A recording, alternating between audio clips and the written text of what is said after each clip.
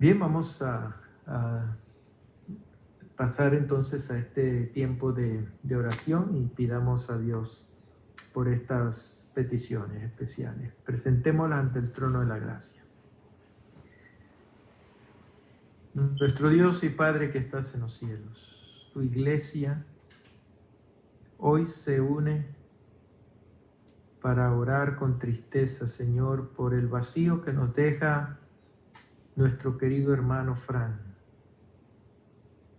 Una larga vida de servicio, una vida de utilidad, una vida desprendida, Señor, de sí mismo para dar a los demás. Y queremos poner en tus manos a su familia, para que tú sigas cuidando de ellos y proveyéndoles de sus necesidades. Que tú les fortalezcas, Señor, en la tristeza y tu gracia se perfeccione sobre ellos, Señor. Amado Dios, gracias por el legado que Él ha dejado a tu iglesia, que pueda ser también una inspiración para otros, Señor, que continuamos en esta misión de servicio. Rogamos también, oh Dios, por tu iglesia, por la unidad de tu iglesia, que nos des corazones humildes como miembros, como hermanos, como miembros de esta familia, para que con compasión podamos aprender a amar a nuestro prójimo. Igualmente pedimos por el cuidado de nuestras vidas, de nuestras familias. En estos tiempos, Señor, de amenaza, donde la mortandad anda por todas partes, donde esta enfermedad invisible anda amenazando, Señor, a tantas personas. Pon, oh Padre, tu cerco de protección, tu barrera. Cúbrenos con tus brazos, Señor. Tus ángeles nos acompañen en cada paso y nos libren del mal. Acompáñanos en esta noche como lo has hecho esta semana para marcar una diferencia en nuestra vida espiritual. Poder tener un acercamiento contigo. En el nombre de Cristo Jesús te lo pedimos. Oh Dios, amén. Amén. Amén. Muy bien, mis queridos hermanos, como hemos venido tratando a través de esta semana, el tema de el avivamiento espiritual y cómo reaccionamos nosotros ante los desafíos de la fe. Porque en esta marcha en la que nosotros estamos implicados, esta marcha que decidimos iniciar un día cuando Cristo nos llamó de las tinieblas a la luz, lo aceptamos y nos entregamos a Él, es una marcha de peregrinaje larga y difícil. Es un camino de transición a través del desierto, y el desierto es un camino difícil, árido, donde hay obstáculos, dificultades. Pero avanzamos guiados por la providencia divina hacia la tierra prometida. Pero lo que hemos estado aprendiendo es que no basta simplemente con haber aceptado al Señor, no basta simplemente con inclusive haber estado por muchos años marchando en la iglesia, perseverando en la iglesia, aún a un paso de la conquista, podemos fracasar como el pueblo de Israel fracasó. Porque la marcha de la vida cristiana no es una carrera de méritos acumulados, es una carrera de victorias paso por paso. Por eso, no basta con haber recorrido un trayecto, nunca será suficiente. La única manera de poder obtener el premio es perseverando hasta el final. Y así como el pueblo de Israel, la prueba más grande que tuvieron fue justamente al final, antes de entrar y poseer la tierra que Dios les había prometido. Igualmente, para el tiempo del fin, la iglesia de Dios, el pueblo de Dios será sometido a una prueba de su fe intensa que definirá el destino eterno de cada seguidor y que hará una selección de la multitud del pueblo de Dios, de todos aquellos que dicen Señor, Señor, para que quede un residuo, un remanente que pueda recibir entonces la herencia de la corona de la vida. Por eso, como dijo el Señor, no todo aquel que me sigue o que dice Señor, Señor, entrará al reino de los cielos. Y seguimos aprendiendo las lecciones de los espías que fueron enviados, porque estos espías representan de alguna manera esos dos grupos que se irán a conformar para el tiempo del fin espiritualmente. Los espías que fueron enviados eran 12, pero de los 12 salió un remanente que fueron solamente 2. El resto, la multitud, fracasaron. Y solamente un remanente de 2 personas fueron los que prevalecieron, soportaron la prueba, actuaron por fe y lograron entonces la victoria y la satisfacción de entrar a la tierra prometida, que fueron Caleb y Josué. Así que la aptitud de estos espías representa la actitud de 2 grupos, la multitud, que finalmente el zarandeo los sacudirá y las pruebas los harán fracasar, los harán llenarse de temor y perder la fe.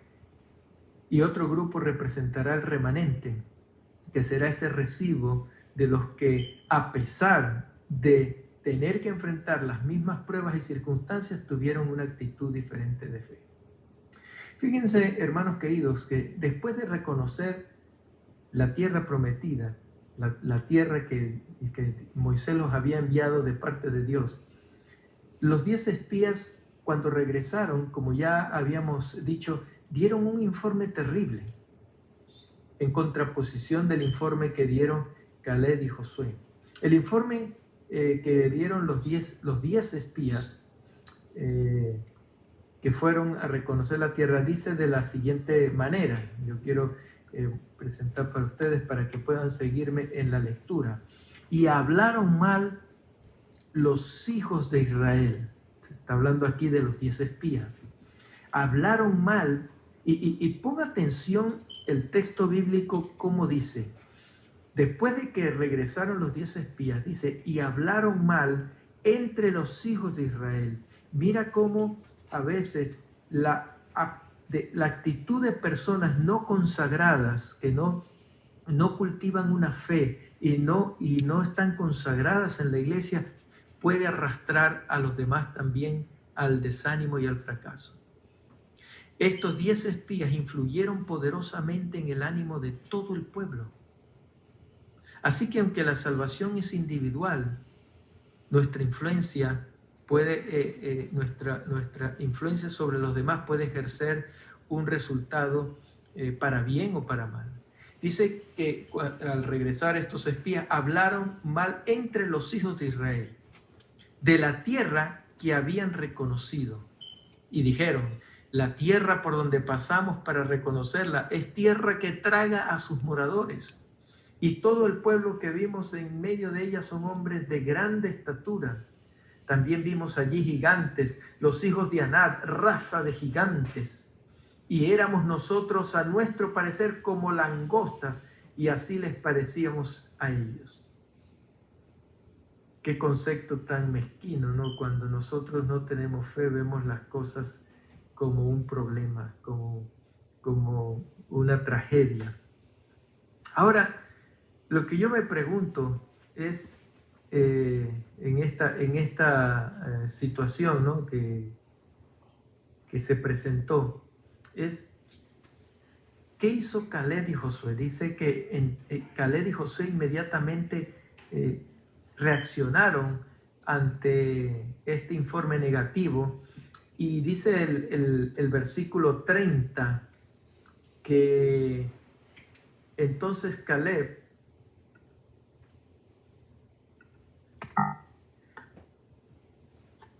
hizo callar al pueblo delante de Moisés y dijo: subamos luego y tomemos posesión de esta tierra, porque con seguridad la conquistaremos. Ahora yo pregunto, queridos hermanos, ¿por qué crees que Caleb dijo con tanta seguridad estas palabras? Subamos porque con seguridad conquistaremos esta tierra. ¿Por qué Caleb dijo con tanta seguridad estas palabras? ¿Sabes por qué? Porque él y Josué confiaban en Dios. Tenían una seguridad porque confiaban en Dios. En cambio, los otros 10 espías, en lugar de confiar, lo que comenzaron fue a lamentarse: no vayamos, no podemos subir, la gente allí es enorme, son gigantes, comparados con ellos nosotros parecemos como saltamontes. Eso es lo que estaban diciendo. Y de hecho, en el relato bíblico, en el capítulo 14 de Números, cuenta de que el pueblo a la final, porque Caleb y Josué insistieron en su confianza, en su fe. Dios nos ha prometido esta tierra, vayamos, nosotros sí podemos porque Dios está con nosotros. La insistencia de ellos, finalmente el pueblo casi los apedrearon, hablaron de apedrearlos, dice la Escritura, a ellos y a Moisés, después que Moisés los había guiado a través del desierto por 40 años, ¿verdad? En el versículo 1 de Números 14, dice que el pueblo lloró aquella noche amargamente. A mis amados, la incredulidad de los 10 espías verdaderamente representa el corazón incrédulo de muchos creyentes que hoy día, aunque están en la iglesia, no tienen una confianza plena en Dios. Cuando llegan las pruebas se evidencia realmente la verdadera motivación de lo que los mantiene en la iglesia, y revela también de qué clase está construida su fe, porque se desvanece. Muchos ante la presión o ante las amenazas económicas, de trabajo, familiares, personales, inclusive frente a sus propias luchas y debilidades personales, muchos, cuando tienen que actuar por fe, confiar en las promesas de Dios, se desinflan, se desaniman y se apagan, ¿verdad? Esta actitud muestra la diferencia que hay entre la multitud y el remanente. Al final del drama de esta historia del pueblo de Dios, quedará solamente un remanente, un residuo, un grupo que lamentablemente será minoritario, pero son los que prevalecieron, los que confiaron hasta el final y se mantuvieron leales a la verdad, aunque se desplomaran los cielos sobre ellos. Es que seguir a Dios a menudo no es fácil, porque el camino del desierto no es fácil. Segunda de Timoteo 3:12 dice que todos los que quieran vivir piadosamente en Cristo Jesús padecerán persecución, tendrán que enfrentar afrentas, obstáculos, dificultades. Nadie te prometió que la vida en Cristo va a ser, por lo menos en la Biblia, la vida en Cristo no te promete que va a ser una vida libre de problemas. Al contrario, a veces las dificultades y las afrentas son parte del crecimiento de la fe. Porque si la fe no es probada, entonces no se desarrolla. Y Dios permite dificultades para que nosotros podamos tener oportunidad de desarrollar la fe. No basta con pedirle a Dios fe. A veces nosotros decimos: Señor, dame más fe. Es que Dios no te va a dar en sí básicamente fe, te va a dar la oportunidad de desarrollar la fe. Y la primera manera en que tú desarrollas la fe es acercándote a la fuente. Y la fuente de la fe es el Espíritu Santo, porque la fe es un fruto del Espíritu Santo.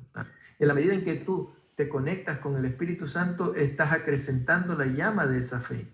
Así que cuando llegan las pruebas puedas resplandecer como el fuego y el fuego podrá quemar las pruebas y obstáculos que te puedan amenazar, porque tu fe resplandece como una antorcha.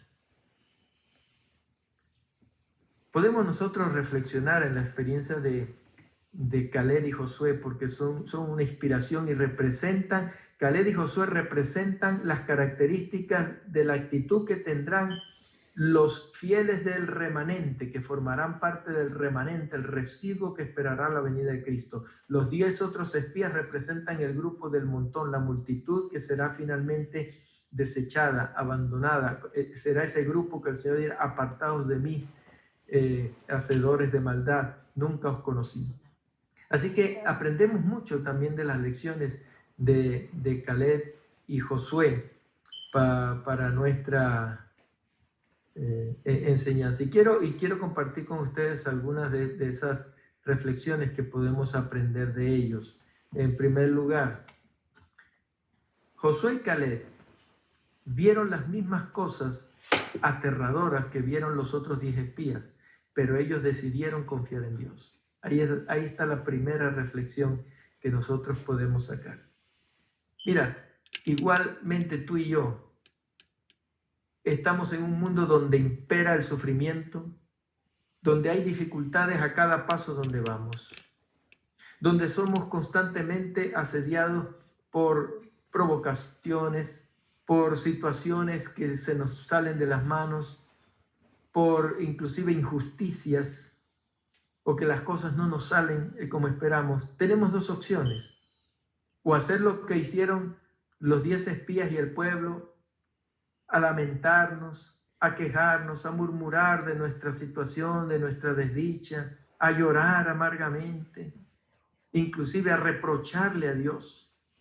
O podemos tomar la actitud que nos enseña Caleb y Josué: confiar en Dios. Y sabes que confiar es una decisión.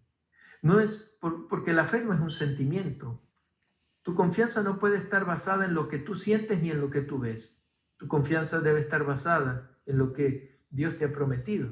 Eso independientemente de lo que sientas, porque las emociones van a ser influidas por lo que tú estás viendo, y la fe no se basa en lo que ves, sino en lo que esperas. Por eso dice la Escritura que la fe es la certeza de lo que esperamos. Así que podemos decidir confiar en Dios. Cuando te ves amenazado, por ejemplo, una de las situaciones más comunes, más típicas, ¿verdad? Cuando somos amenazados con el trabajo, con el despido, por causa de nuestros principios y lealtad a los mandamientos de Dios. Tú tienes que decidir. Pero la fortaleza y la determinación de esa decisión va a depender mucho de tu comunión con el Espíritu Santo. Si tu relación con el Espíritu Santo es ambigua, es intermitente o inclusive no es genuina, difícilmente tú vas a poder responder con fe, porque no tienes fe. Porque la fe no es algo que tú y yo producimos. La fe no es algo que yo me propongo: voy a tener fe y la voy a tener. No es un asentamiento mental. La fe es el resultado de la comunión con el Espíritu Santo, porque Él es la fuente que provee ese fruto. Cuando tú estás conectado a Él, automáticamente la fe comienza a brotar y a germinar a través de tu vida. Y cuando llegan los desafíos y las circunstancias que probarán tu fe, esa fe que ya ha nacido da su fruto de manera natural. Tienes que ir a la fuente.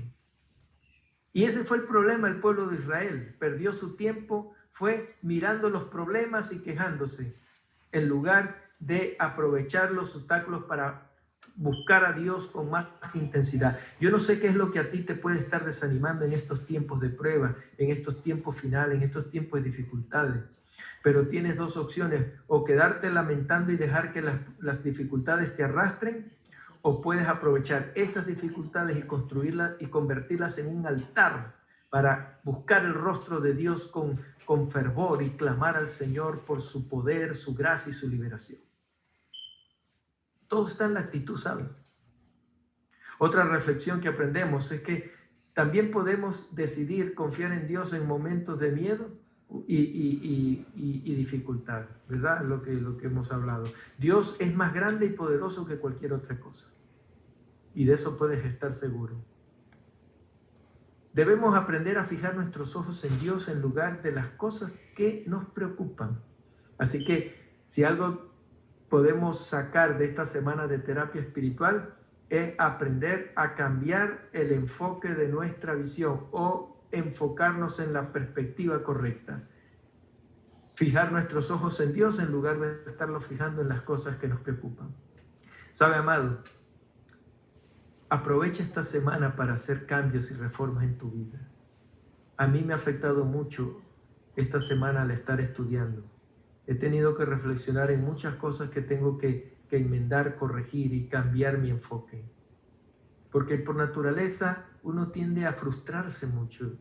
Y he pasado muchos años de mi vida y sobre todo en el ministerio frustrándome porque las cosas no me salen como espero, porque la iglesia no responde, no reacciona como son las expectativas que uno quisiera, porque a veces lo que quiero hacer no sale como yo esperaba, porque a veces veo que mi esfuerzo, mi trabajo no es reconocido, en fin, y gastaba mucho tiempo, energía en quejarme, en lamentarme, en reprochar a Dios. Y esta semana he aprendido, bueno, tengo dos opciones: o paso mi vida lamentándome y quejándome, o trato de enfocarme en la herencia y el futuro que Dios tiene maravilloso para mí, y aprender a disfrutar el trayecto contemplando a Cristo y disfrutando de lo que sí tengo y lo que Él me ha dado a la mano. Así que podemos nosotros fijar los ojos en Dios o fijarlo en las preocupaciones. La gente eligió creer, como fue el pueblo, en los 10 espías en lugar de confiar y creer en Dios. ¿Y tú? ¿En quién decides creer y confiar? Debemos creerle a Dios, ya que Él siempre cumple sus promesas. Ayer hablábamos acerca de las lecciones que aprendemos de los espías. Lo que le hablé al principio, ¿verdad?, de reflexionar, es las lecciones que aprendemos de Caleb y Josué, del remanente, de los que representan el remanente. Pero ahora hablemos de las lecciones que aprendemos del montón, del grupo, de los espías. Número 1, aprende a ser paciente. Aunque la situación sea difícil, ten paciencia. Porque el pueblo, dice Números 13:32, la tierra por donde pasamos para conocerla es tierra que traga a los moradores. Ellos se desesperaron. La otra lección que aprendemos de ellos es a no tengas miedo como ellos tuvieron miedo. Cuando ellos fueron, dice el versículo 1, que toda la congregación dio voces, ¿verdad?, de dolor, de miedo. El pueblo lloró aquella noche. Romanos 8:15 dice, porque no hemos recibido espíritu de esclavitud para que estemos otra vez con miedo, no, sino que hemos recibido espíritu que nos hace hijos de Dios, y los hijos de Dios somos herederos. Mira, no hay nada más seguro que la herencia de un hijo que recibirá de su padre. Y cuando Dios dice que tú eres un hijo, eres un heredero, así que la tierra es tuya, es una promesa. Que pareciera que fuera muy difícil conquistarlo, sí, así parecía al pueblo de Israel. Y ellos, por fijarse en esas dificultades, perdieron la perspectiva y perdieron la herencia. Y mira, cuando tú sigues leyendo la historia, al final de cuentas, dime, ¿qué hizo el pueblo para conquistar la tierra? Nada, lo único que hizo fue marchar detrás del arca, o sea, poniendo los ojos en la presencia de Dios. Porque ni siquiera tuvieron que levantar un dedo ni una lanza para conquistar a Jericó. Los muros cayeron por la mano de Dios. Dios abre el camino. Y tanta gente que se perdió. Porque de todos los que salieron de Egipto, solamente Caleb y Josué, de esa generación, solamente Caleb y Josué entró.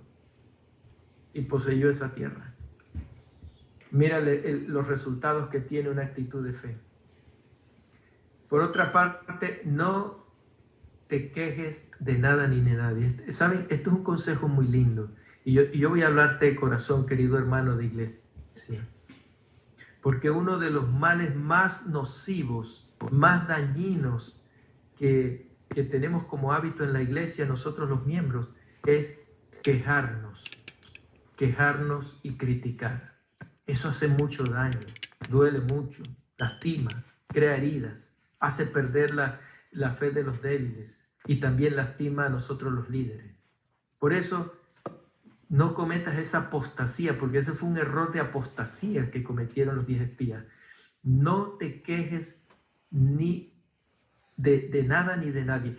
Y no fue una apostasía de los 10, fue una apostasía de todo el pueblo. En Números 13, los versículos 32 y 14, versículo 2 dice, y hablaron mal entre los hijos de Israel de la tierra que habían reconocido. Mira, ¿quién les había prometido la tierra? Dios. Así que cuando hablaron mal de la tierra, estaban hablando mal de Dios.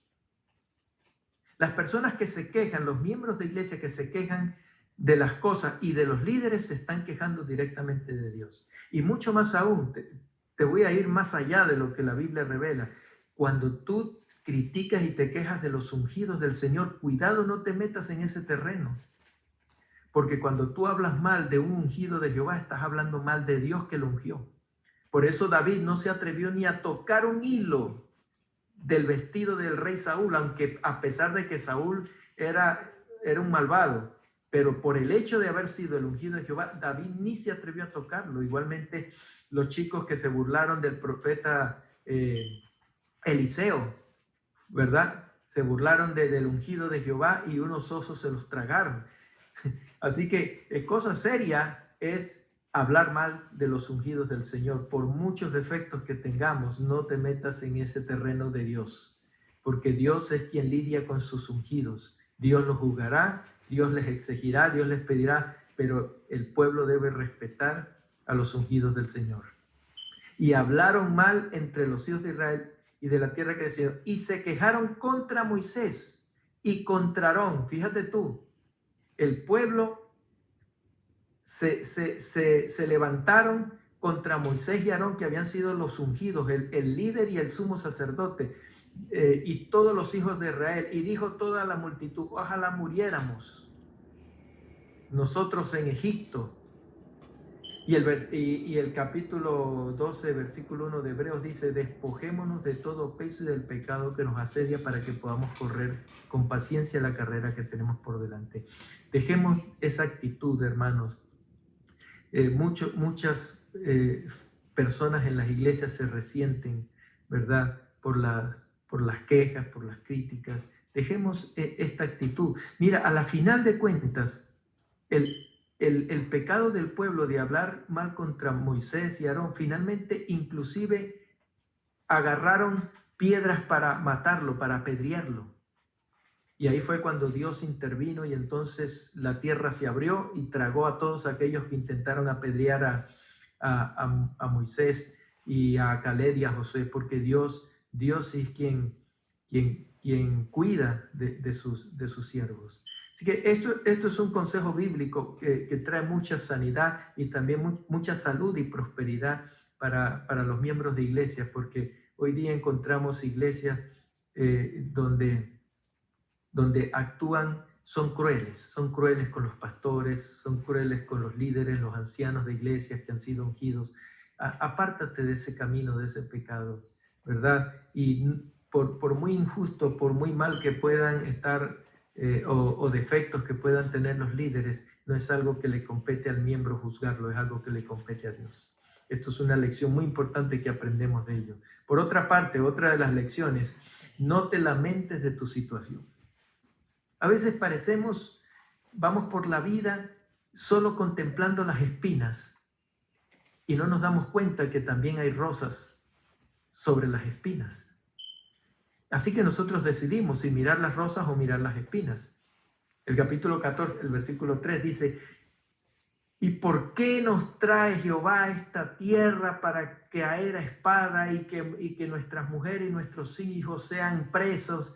¿No sería mejor volvernos a Egipto? Mira lo que estaba diciendo el pueblo de Dios después de todos los obras poderosas y milagros que Dios había hecho para llevarlos a una tierra maravillosa. Querían volver al hueco de esclavitud donde Dios los había sacado con prodigios maravillosos años atrás.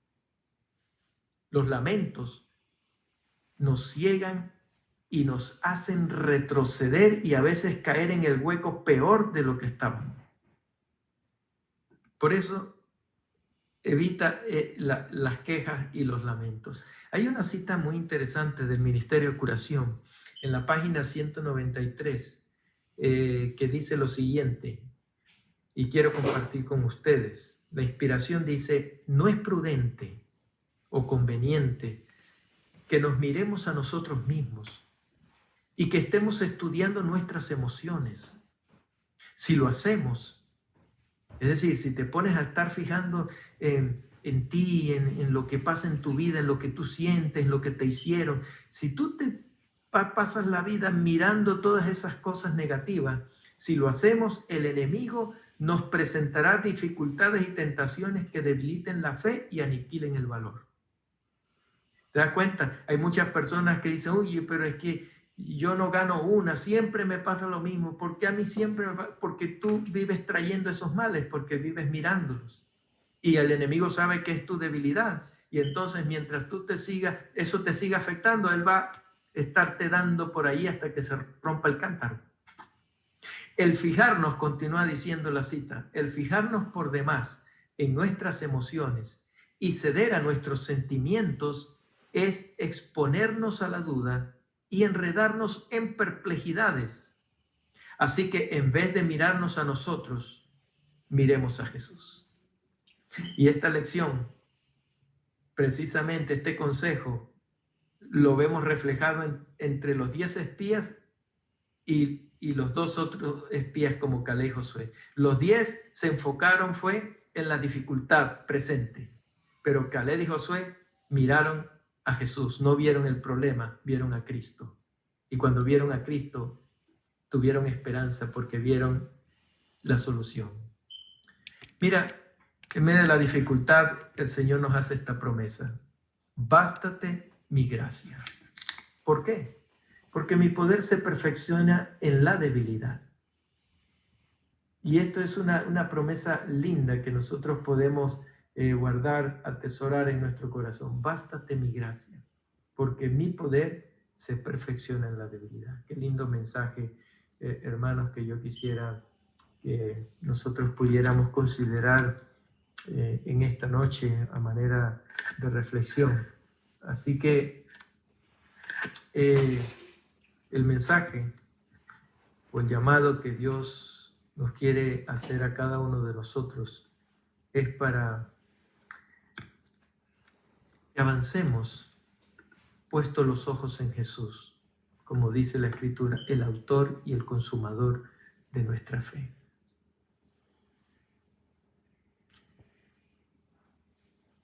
Y yo quisiera animarte que en esta marcha, en este camino que un día decidiste emprender, avanza por fe. Toma el ejemplo de Caleb y Josué. Son una inspiración. Y tómalo como ejemplo en la manera como hemos de afrontar las batallas de la fe. Me encanta mucho la declaración que Caleb hace en el capítulo 14 y en el versículo 8 y 9 del libro de Números. Y ahí hay una declaración tan linda que yo quisiera compartir con ustedes. Y dice lo siguiente: si Jehová se agradare de nosotros, Él nos llevará a esta tierra. Mira la convicción con que hablaba. Y nos la entregará. Tierra que fluye leche y miel, como Él la prometió. Por tanto, no seáis rebeldes contra Jehová. Y este es el mensaje de esta noche, el llamado de esta noche. No seáis rebeldes. ¿Cómo? Con los ejemplos que ya presentamos, ¿verdad? Con el miedo, con las quejas, con las críticas, con las murmuraciones, ¿verdad? con la impaciencia, todo eso es una actitud de rebeldía contra Jehová. No seáis rebeldes contra Jehová, ni temáis al pueblo de esta tierra, porque nosotros los comeremos como pan. Qué tremenda convicción. Estos son hombres que realmente inspiran, ¿verdad? Esa seguridad. Nosotros los comeremos. A esos gigantes que ustedes dicen que nosotros parecemos langostas, no, que va. En el nombre del Señor nosotros los comeremos. ¿Por qué? Porque el amparo de Dios estará con nosotros. Y Jehová estará a nuestro lado. Así que no temáis. Y este es mi llamado para ti, querido hermano. No temas. Si tu lámpara se está apagando, no temas. Vuelve a buscar aceite. Si te has alejado de la oración, no temas. Busca el rostro del Señor. Si estás cansado, decaído, renueva tu fe. Levántate. Continúa la marcha. Porque más podemos nosotros que todas esas cosas que te asustan o te desaniman en la vida, ¿verdad? Si Dios es con nosotros, ¿quién contra nosotros? Por eso me llama tanto la atención esta declaración: si Jehová se agradare de nosotros. ¿Sabes por qué? Porque sin fe es imposible agradar a Dios. Y los que se acercan a Dios es necesario que crean que le encontrarán y que seremos honrados y galardonados por buscarlo. Eso es lo que dice Pablo en Hebreos capítulo 11, versículo 6. Así que, hermano, yo te animo en el nombre del Señor: pelea la buena batalla de la fe y echa mano de la vida eterna para la que fuiste llamado, porque fuiste llamado para triunfar, como decíamos ayer. Y a mí me encanta tanto la declaración con la que Pablo terminó su vida. ¿Cómo me gustaría declarar así también como Pablo habló al final de su vida? Primero, él dijo en 1 Timoteo, cuando escribió la carta, dijo, animando al pueblo: peleen la buena batalla de la fe, echen mano de la vida eterna. Y eso fue lo que él hizo en su vida.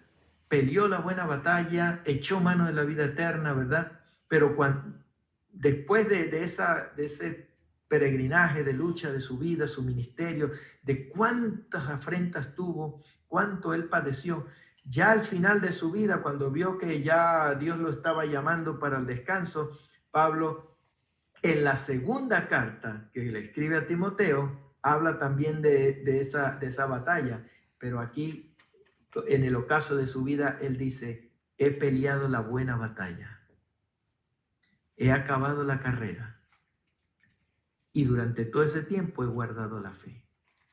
¡Wow! Así que por lo demás, me está guardada la corona de la vida, la cual me dará el Señor, juez justo, en aquel día. Y no solo a mí, sino también a todos los que amen su venida. Esto es seguridad. Así como Caleb y Josué tuvieron seguridad de que Dios les había prometido esa tierra, independientemente a lo que vieron, Pablo igualmente tenía la seguridad porque Dios le había prometido la corona de la vida. Él terminó su carrera satisfecho, ¿verdad?, de haber guardado la fe. Porque el que perseverare hasta el fin con la fe, obtendrá la corona de la vida. Amados, la victoria está en Cristo Jesús. Y si tú te unes a Él, te tomas de su mano, serás más que vencedor.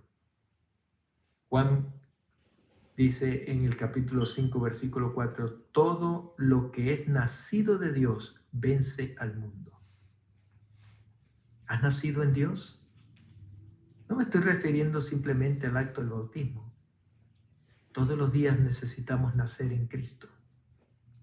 Porque todo lo que es nacido de Dios vence el mundo, dice Primera de Juan 5:4. Y esta es la victoria que ha vencido al mundo, nuestra fe. Esa fe que Dios coloca en tu corazón y la renueva cada día cuando lo buscas en comunión íntima a su presencia. Dios te bendiga y que este mensaje pueda entrar como una espada de doble filo y pueda volver con nuestro compromiso hacia Dios de levantarnos, renovar nuestra marcha y avanzar hacia la perspectiva correcta. Dios te bendiga, hermano querido. Oremos. Padre nuestro, atráenos cada día, Señor, hacia ti como nuestra fuente, de tal manera que al contemplarte podamos ver los desafíos de la vida desde la perspectiva de la fe. Y a través de la fe, Señor, vemos los problemas como oportunidades para crecer, para desarrollarnos y para glorificar tu nombre. Alienta, Señor, el corazón de quienes han perdido esta perspectiva y ayúdalos a enfocarlos en el punto donde perdieron la luz la última vez. Renueva sus vidas, sus almas y continúa, Señor, guiándonos a través de esta marcha mientras esperamos tu venida. Danos tu bendición esta noche. Lo agradecemos y lo pedimos en el dulce nombre de Jesús. Amén. Amén. Disfrutemos, hermanos queridos, del himno tema para finalizar reflexionando en el mensaje de esta música.